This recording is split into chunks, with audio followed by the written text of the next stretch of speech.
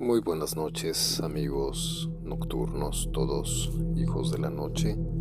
Vamos a iniciar con esta narración que me hicieron llegar por ahí amigos de Protección Civil del municipio de Juárez, sobre de un caso que sucedió acá en la carretera que va hacia la caverna de los vampiros, la gruta de los vampiros, de los murciélagos.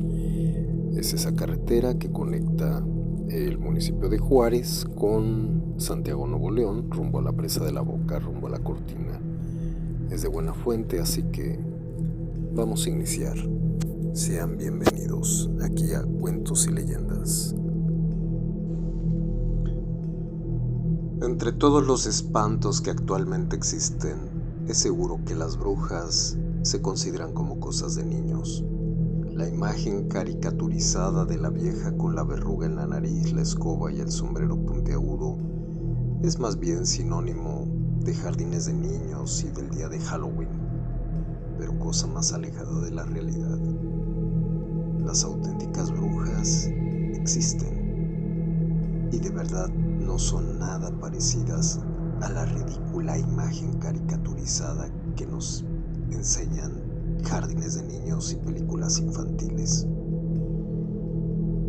En Juárez, Nuevo León, existe un lugar llamado la Cueva de los Murciélagos. Esta está ubicada en el libramiento de la carretera Juárez-San Mateo hacia la presa de la Boca. Es un lugar donde se reúnen millones de murciélagos para cumplir una cita todos los días y salir a las 6 de la tarde a volar. Son, por así decirlo, seres vivientes que se encargan de alimentarse principalmente de polen y de otro tipo de jugos de las plantas.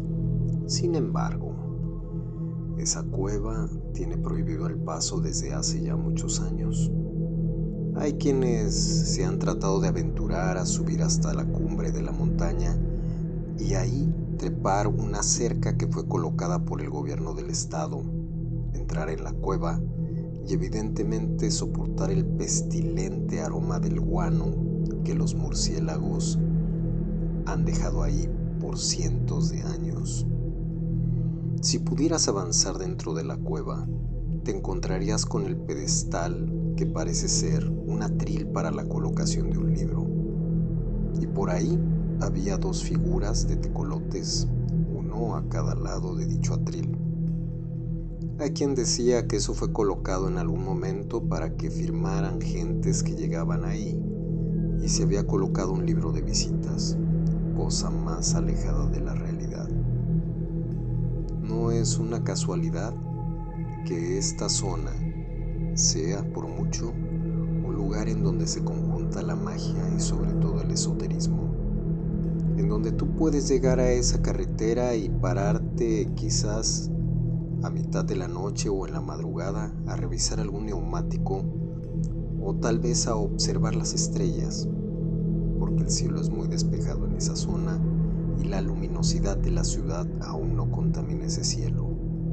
Sin embargo, ten mucho cuidado, porque el camino a la cueva de los murciélagos es harto peligroso. Hace ya 7 meses, una familia que desapareció ahí reportó por teléfono que se habían quedado sin combustible, cosa muy usual, ya que los fines de semana múltiples familias acuden a la presa de la Boca a convivir, a hacer carne asada, a tomar y sobre todo, a pasar un rato en familia o con amigos. Tal fue el caso de la familia Espinosa. Ellos se quedaron sin gasolina precisamente frente a la gruta de los murciélagos. Esto le comunicaron a su familia, ya que ahí hay señal para que pueda llegar una llamada. Por alguna extraña razón, los autos no se detenían a auxiliar a la familia, por lo cual el padre, el señor Pedro, tomó un pequeño garrafón de plástico y se dirigió caminando hacia la presa de la Boca. No habían pasado más de 25 metros, alejándose del auto, cuando escucharon una serie de gritos, lo cual hizo que regresara al auto y la familia también salió escandalizada del auto para ver qué sucedía. Los gritos eran de desesperación. eran los gritos de una mujer que venían precisamente cruzando el riachuelo rumbo a la cueva de los murciélagos. El señor Pedro le dijo a su hijo Esteban: «Pásame por favor ahí el machete que tengo guardado en la cajuela del auto». Esteban le pasó a su padre el machete. La señora doña Delfina, la madre de familia, se quedó con su hija, de nombre Marisela.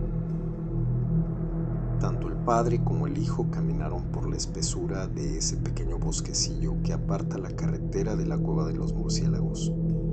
Empezaron a subir pensando que se tratara de alguna persona que había bajado por ahí a explorar tal vez, o una senderista que se le habría hecho tarde, o que se había caído quizás en alguna vereda, y pues casos hay muchos.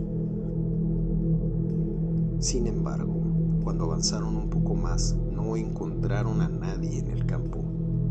Lo que sí empezaron a escuchar fue una serie de risas que venían cerca de la cueva de los murciélagos. Cuando ellos deseaban regresar al auto, parecía que la carretera se alejaba más y más. Lentamente empezaron a sentir que la cabeza les daba vueltas. No podían incorporarse ni siquiera del piso. Estaban los dos hincados. El señor estaba con una rodilla en el piso, el señor Pedro, mientras su hijo Esteban, quizás por la juventud, se aferraba un poco a un pequeño árbol. La madre de familia desde la carretera gritaba el nombre de los dos hombres.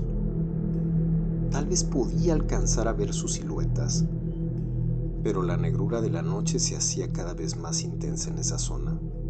Todos los autos pasaban a gran velocidad y nadie se detenía a ayudar a esa familia. La mujer sacó un suéter que había en el asiento trasero haciendo señas. Nadie se detenía, de verdad. Marisela, la hija, lloraba y gritaba desesperada como si fuera una histérica, y la madre hacía señas en la carretera. El padre se había llevado el teléfono celular y los teléfonos tanto de la hija y de la madre estaban casualmente descargados.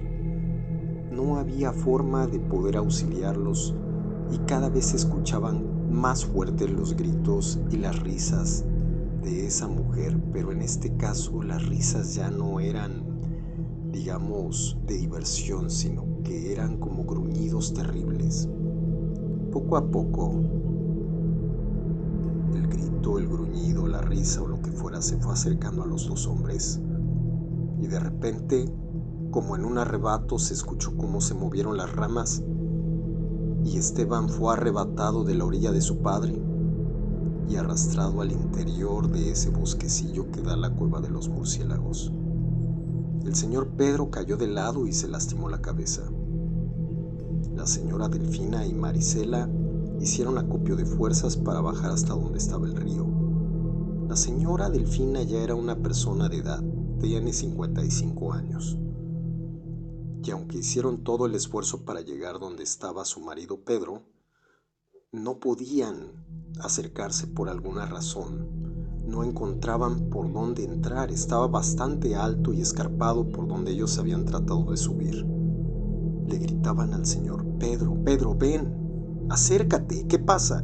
Pero el señor Pedro solo asentía con gemidos y gritos de desesperación por su hijo.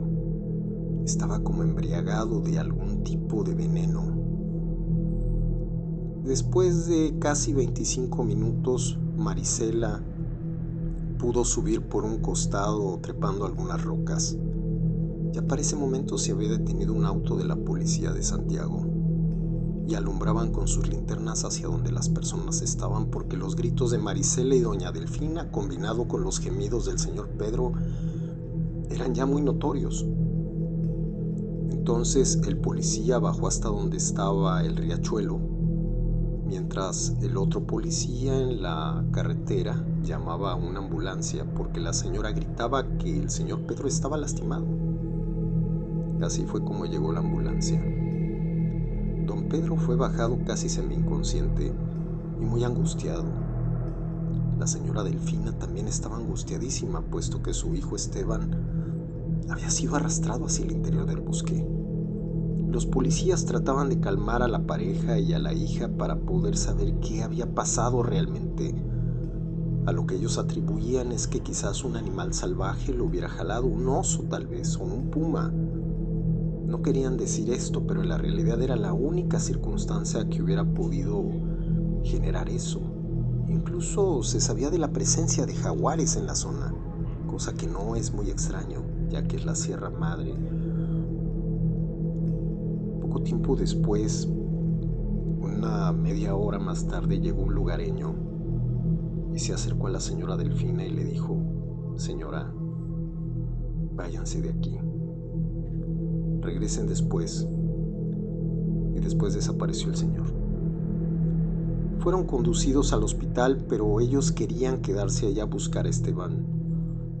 Los policías decían que no había los medios, que ya le habían hablado a Protección Civil de Santiago, incluso Protección Civil de Juárez también fue para allá. Mucha gente fue a tratar de ayudar, rescatistas de montaña, Protección Civil del Estado, pero no hubo señas de Esteban. La angustia de la familia al pasar las horas se volvió enorme. No daban crédito a lo que había sucedido y la narración que daban pues parecía tener múltiples explicaciones, ya que expertos en fauna silvestre les decían que en ocasiones los aullidos de los animales se pueden confundir con gritos de humanos y que muy probablemente, tal vez desafortunadamente, su hijo hubiera sido presa de un animal salvaje. El tiempo pasó y Esteban jamás apareció. El padre no abandonó la búsqueda de su hijo. Doña Delfina perdió la razón. Poco tiempo después murió. Marisela ya no quiso saber del asunto, simplemente se fue a vivir con una tía a Montemorelos. Pero don Pedro siguió buscando, empecinado en tratar de encontrar una respuesta de lo que había pasado con su hijo. Una vez, cuando estaba caminando por una de las veredas que daban precisamente hacia la Gruta de los Vampiros, se encontró a una persona del campo, un hombre ya entrado en años. Quizás tendría unos 60 años el señor, y estaba recolectando chile piquín, esa pequeña frutita que es un chile muy picante que se da en arbustos en zonas silvestres del estado de Nuevo León y en todo el noreste. Amistosamente lo saludó. «Buenas tardes», dijo don Pedro. «Buenas tardes, señor, ¿cómo está?» «Pues mire, yo soy el padre del muchacho que se desapareció aquí hace, pues ya varios meses». «Ah, sí, cómo no, caso muy sonado, señor. Lo siento mucho, de verdad». Entonces don Pedro le preguntó: «¿No sabrá usted o no habrá visto algo que...?» «Disculpe, se me traba la boca, nada más de pensar en que mi hijo...» «Lo entiendo, señor, lo entiendo. Pero mire, le voy a decir algo. En este lugar siempre han pasado ese tipo de cosas. Y que Dios me perdone, pero lo que le voy a decir es la meritita verdad. Aquí hay brujas. Y esas malditas están guardadas allá arriba. Precisamente viven entre esas bestias salvajes, entre los murciélagos y en esa gruta. Tienen la característica de transformarse en lo que ellas quieran. Y de repente, cuando tienen hambre, pues ahora sí que con perdón, ¿verdad? Pero creo que es necesario que sepa, pues aúllan, tratando de que alguien se acerque. A veces fingen ser niños, a veces fingen ser gente, pues pequeña, ¿verdad? Como mujeres, niños, ancianos pidiendo auxilio. Pero son ellas, solo tratando de alimentarse. El hombre escuchó esto y se sintió bastante afectado y le dijo: «Mire, la verdad es que yo no creo en esas cosas, pero pues ya estoy desesperado. Lo que quisiera es encontrar, si no a mi hijo vivo, porque yo sé que es imposible, si su cuerpo. Si sabe algo, le dejo mi teléfono y con todo gusto le daré una gratificación si es que llega a encontrar algo». «¿Cómo no, señor? Todos los días andamos por acá». «¿Cómo se llama usted, señor?» «Yo me llamo Pedro. Vivo en Monterrey y soy contador». «¿Y usted?» «Yo me llamo Servando», dijo el señor de campo. «Y pues por aquí vamos a andar. Cualquier cosa yo le aviso». «Muy bien, Servando, se lo agradezco». Así que el señor Pedro se retiró. Cada fin de semana regresaba consuetudinariamente el señor Pedro y buscaba al señor Servando. Con el tiempo se hicieron buenos amigos. Y entonces, pasado un mes aproximadamente, recibió una llamada de Servando, diciéndole que había encontrado un reloj y una cadena que tenía una medallita con las iniciales de su muchacho. El señor Pedro inmediatamente pidió permiso en el trabajo y se fue de inmediato a buscar a este hombre allá en el campo. Dio parte a las autoridades, ellos llegaron, los ministeriales investigaron las prendas y vieron que efectivamente sí, eran del joven, pero no encontraron nada más. Esa tarde don Pedro se quedó conversando, charlando de lo que habían encontrado y le agradeció demasiado. Le dijo: mire, yo creo que ya voy a dejar esto por la paz. Desafortunadamente no encuentro la forma en la que yo pueda encontrar a mi chavo. Servando lo miró a los ojos y le dijo: lo comprendo. El señor Pedro comentó que la próxima semana regresaría con una pequeña cruz que iba a mandar a hacer con un herrero y que iba a colocar en esa zona en memoria de su hijo, así que como ya había pasado ese tiempo, la colocaría ahí y traería a un sacerdote para que dijera unas palabras. Así pasó, y a la semana siguiente se presentó ahí y con ayuda de amigos de su hijo levantó la pequeña cruz.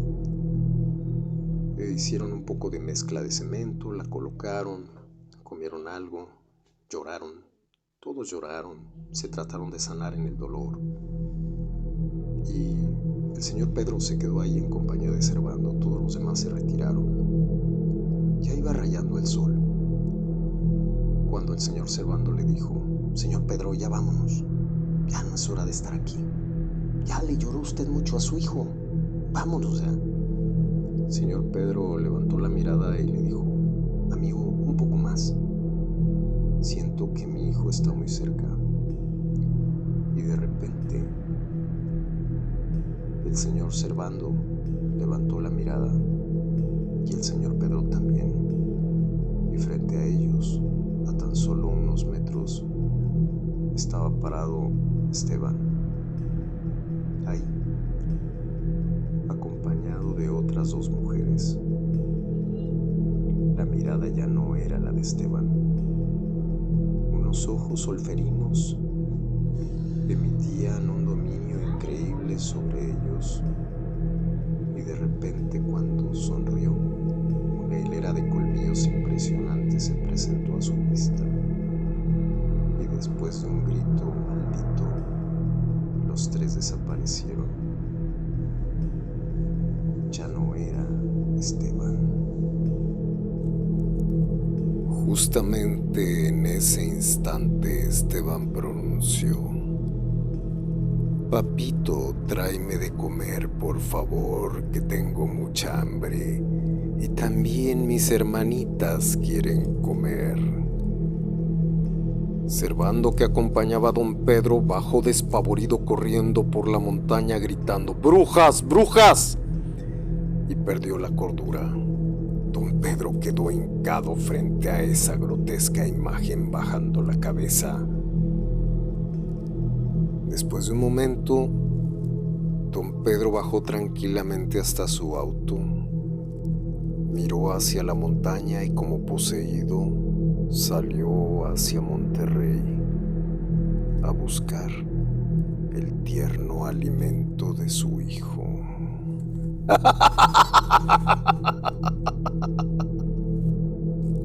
Esto es todo por hoy. Quedamos a la espera de vuestras noticias para poder seguir narrando todos estos hechos fantásticos e inexplicables, y sobre todo echar una mirada de lo que se encuentra detrás del telón, entre bambalinas, en esta realidad que te engaña a cada momento. Hasta la vista, dulces sueños.